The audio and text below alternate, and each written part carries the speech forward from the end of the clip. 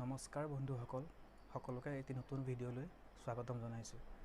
আজি মই এটি নতুন খণ্ড আৰম্ভ কৰিছোঁ মাজুলীৰ সত্ৰানুষ্ঠানৰ উৎপত্তিৰ বিষয়ে।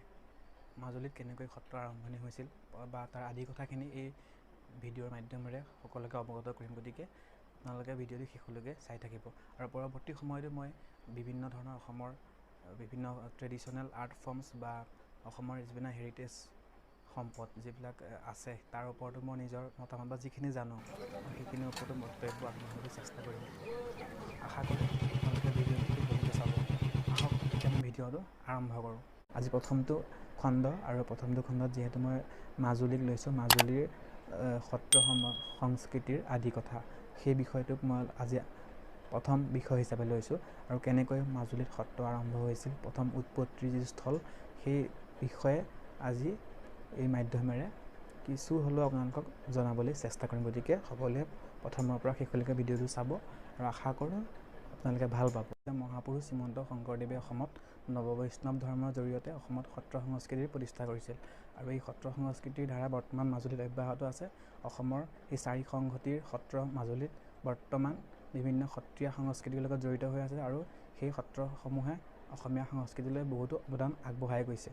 আমি যদি প্ৰথমে চাওঁ মাজুলীত সত্ৰ কেনেকৈ আৰম্ভ হৈছিল, যিহেতু মহাপুৰুষ গুৰুজনাই বৰদোৱা অঞ্চলত আছিল, বৰদোৱা অঞ্চলত থকাৰ সময়ত তেখেতৰ সেই সময়ত যিহেতু কছাৰী ৰাজ্যৰ শাসন আছিল অসমত আৰু সেই সময়ছোৱাত সেই কছাৰীসকলৰ লগত তেখেতৰ সংঘৰ্ষ হৈছিল। ফলত তেওঁলোক মহাপুৰুষ শ্ৰীমন্ত শংকৰদেৱে তেওঁলোক যিহেতু 12 ভূঞা বংশ আছিল, সকলোৱে লগ হৈ আৰু তেখেতৰ ভক্তসকলৰ লগত হৈ তেওঁলোক বৰ্তমান বিশ্বনাথ নামৰ ঠাইত তেওঁলোকে নিগাজীকৈ থাকিবলৈ লৈছিল। সেই সময়ত তেওঁলোক ব্ৰহ্মপুত্ৰৰ উত্তৰ পাৰে পাৰ হৈছিল আৰু সেই বিশ্বনাথৰ তেওঁলোকে অৱস্থান কৰিছিল। তাৰ পৰৱৰ্তী সময়ত তেখেতে বিভিন্ন কাৰণত তাৰ পৰা পুনৰ স্থানান্তৰিত হৈ মাজুলীৰ এক বিশেষ অঞ্চল, যাক কোৱা হয় ধুৱাহাট অঞ্চল, ধুৱাহাট বেলগুৰি, যিখনত মহাপুৰুষ শ্ৰীমন্ত প্ৰথম সত্ৰ প্ৰতিষ্ঠা কৰিছিল। মাজুলীৰ প্ৰথমখন সত্ৰ সেই অঞ্চলত প্ৰতিষ্ঠা কৰিছিল।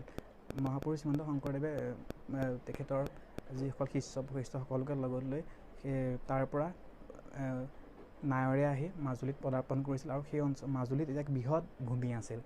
বৰ্তমান সময়তকৈ মাজুলীৰ সেই সময়ৰ আকাৰ বহুত আছিল। যিহেতু মাজুলী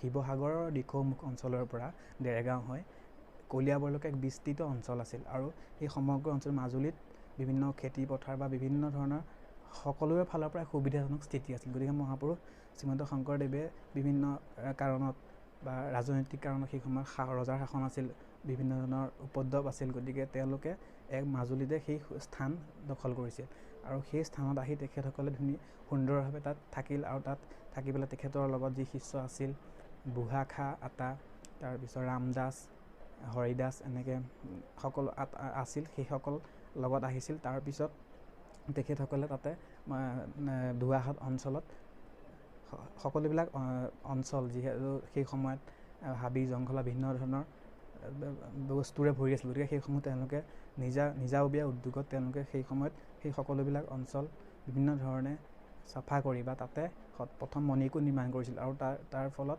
তেওঁলোকে থান নিৰ্মাণ কৰিছিল আৰু বিভিন্ন ধৰণে তাত হাতী প্ৰতিষ্ঠা কৰিছিল। গতিকে তেওঁলোকে এক সত্ৰ সংস্কৃতিৰ প্ৰথম ৰূপ দিবলৈ চেষ্টা কৰিছিল আৰু সেই সময়ত সেই অঞ্চলটোত বিভিন্ন সুবিধাজনক আছিল সকলোৰে ভাল পায়, গতিকে সেই অঞ্চলেই বাছি লৈছিল। যিহেতু সেই সময়ত পঞ্চদশ শতিকা আছিল আৰু সেই সময়ত মাজুলীৰ সেই অঞ্চল আছিল আহোম ৰজা চুহুংমুং দিহিঙীয়া ৰজা, যি তেওঁ শাসনাধীষ্ঠত আছিল আৰু সেই সময়ত মহাপুৰুষ শ্ৰীমন্ত শংকৰদেৱ মাজুলীলৈ সেই সময়ত আহিছিল আৰু তাত সত্ৰ পাতিছিল। গতিকে প্ৰথম আমি যদি কওঁ মাজুলীৰ সত্ৰ আৰম্ভণিৰ প্ৰথম গুৰি বঠা আছিল মহাপুৰুষ শ্ৰীমন্ত শংকৰদেৱ আৰু সেই ধুৱাহাট বেলগুৰি অঞ্চল আৰু তাৰ আৰু ধুৱাহাট বেলগুৰি অঞ্চল এটা বিশেষকৈ মণিকাঞ্চন সংযোগৰ এক ক্ষেত্ৰ, যিহেতু মহাপুৰুষ দুজন মাধৱদেৱ আৰু শংকৰদেৱৰ মাজত এক মিলন হৈছিল। মহাপুৰুষ শ্ৰীমন্ত শংকৰদেৱৰ লগত মাধৱদেৱৰ সেই মিলনক মণিকাঞ্চন সংযোগ বুলি কয়, সকলোৱে সেই কথা জানো।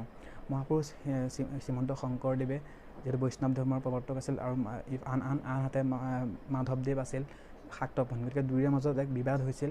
সেইটো এটা সুকীয়া কাহিনী আছে।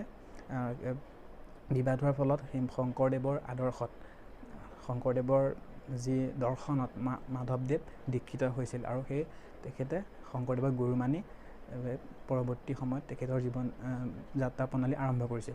সেই সময়ছোৱাত যিহেতু সত্ৰখন প্ৰতিষ্ঠা হৈছে, তাৰ পৰৱৰ্তী কালত ধোৱাহাট বেলগুৰি অঞ্চলৰ পিছৰ পৰা বিভিন্ন আহোম ৰজাৰ নেতৃত্বত, আহোম ৰজাৰ পৃষ্ঠপোষকতাত মাজুলীত বিভিন্ন ধৰণৰ সত্ৰ প্ৰতিষ্ঠা হয়। বিশেষকৈ আমি ৰজাঘৰীয়া যিখন সত্ৰ আছিল, 4খন ৰজাঘৰীয়া সত্ৰ, দক্ষিণপাট, আউনীআটী, গড়মূৰ আৰু বেঙেনাআটী, এই 4খন মূলতঃ সত্ৰ প্ৰতিষ্ঠা হৈছিল সেই পৰৱৰ্তী ধোৱাহাট বেলগুৰি সত্ৰ প্ৰতিষ্ঠা হোৱাৰ পিছত। সেই সময়ত বিশেষকৈ 16শ শতিকাৰ মাজভাগত সেই সত্ৰসমূহ প্ৰতিষ্ঠা হৈছিল আৰু সেই সময়ত বিভিন্ন ধৰণৰ মাটি বা ৰজাই দান দিছিল বা তেওঁলোকে মাটি দেখুৱাব পাৰিছিল। গতিকে তেনেধৰণৰ বিভিন্ন সা সুবিধাৰ ফলত সত্ৰসমূহ প্ৰতিষ্ঠা হৈছিল। তাৰ পৰৱৰ্তী কালছোৱাত তেনেদৰেই গুৰু দুজনাৰ আদৰ্শেৰে মাজুলীত বহুতো সত্ৰ প্ৰতিষ্ঠা হ'ল আৰু বিশেষকৈ এই অসমৰ যি 4 সংঘতি আছে, ব্ৰহ্ম সংঘতি, নিকা সংঘতি, পুৰুষ সংঘতি আৰু কাল সংঘতি, এই 4টা সংঘতিৰ মাজুলীত সত্ৰ আছে আৰু এই সত্ৰসমূহ ক্ৰমান্বয়ে সেই গুৰু দুজনাৰ আদৰ্শেৰে প্ৰতিষ্ঠা লাভ কৰিছিল। বিশেষকৈ মাজুলী আকাৰ সেই সময়ত বহুত বৃহৎ আছিল আৰু তেনেদৰে সুবিধা বহুত আছিল, প্ৰচুৰ পৰিমাণে খেতি বাতি বা বিভিন্ন ধৰণে বহুত সুবিধাজনক স্থিতি আছিল। গতিকে তাৰ পৰৱৰ্তী সময়ছোৱাত মাজুলীত সত্ৰ অনুষ্ঠানে অতি সুন্দৰভাৱে গঢ় লৈ উঠিছিল আৰু বিভিন্ন ধৰণে সত্ৰসমূহে অসমীয়া সমাজ সংস্কৃতিলৈ বৰঙণি আগবঢ়াই গৈছিল।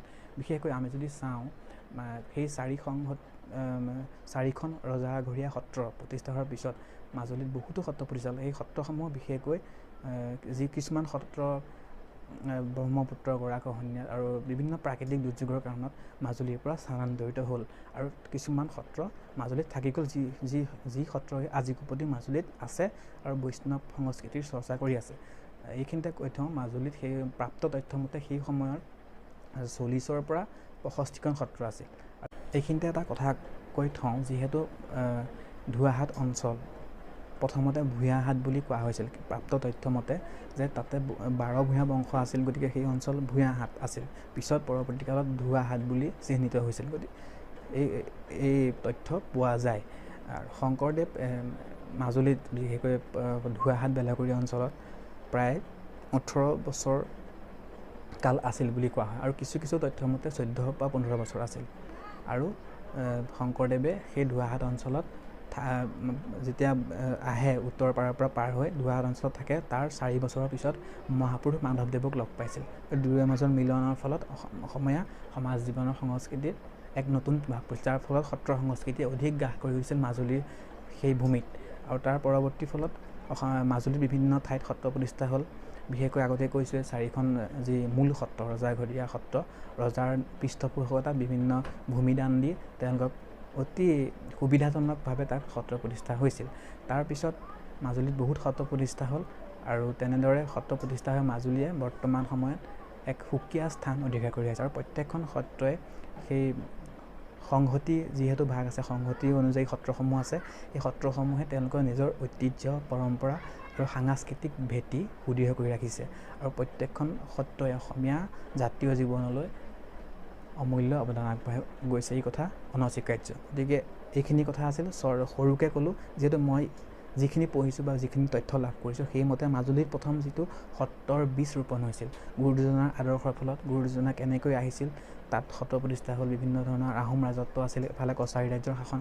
গতিকে গোটেই প্ৰেক্ষাপটৰ ভিত্তিত প্ৰথম মাজুলীৰ ধোৱাহাট অঞ্চলত সত্ৰ প্ৰতিষ্ঠা হৈছিল। এটা প্ৰাপ্ত তথ্য পোৱা যায় যে ধোৱাহাট অঞ্চলৰ যি সত্ৰ আছিল, ধোৱাহাট বেলগুৰি অঞ্চল সত্ৰ আছিল, সেই সত্ৰৰ পিছত পৰৱৰ্তী সময়ত খহনীয়াৰ ফলত লখিমপুৰলৈ উঠি যায়, লখিমপুৰ জিলালৈ স্থানান্তৰিত হয়।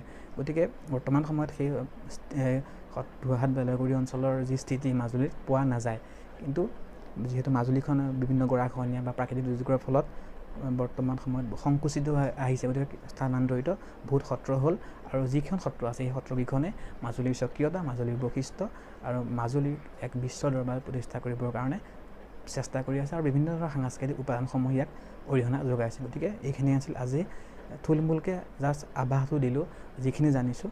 গতিকে আশা কৰোঁ ভিডিঅ'টো ভাল পাব আৰু যদি কিবা তথ্য থাকে ইয়াৰ ওপৰত, যদি কিবা ভুল হৈছে আপোনালোকে মোক কমেণ্টত জনাব আৰু ভাল পালে ভিডিঅ'টো শ্বেয়াৰ কৰিব, লাইক কৰিব। ধন্যবাদ।